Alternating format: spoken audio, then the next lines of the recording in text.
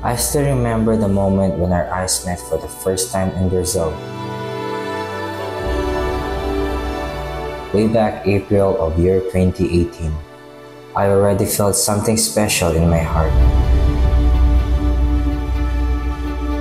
Since then, I never thought that I have been longing to be with you always.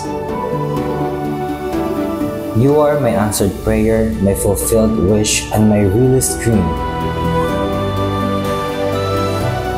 With you, my life becomes a whole better, and with you, my days become brighter.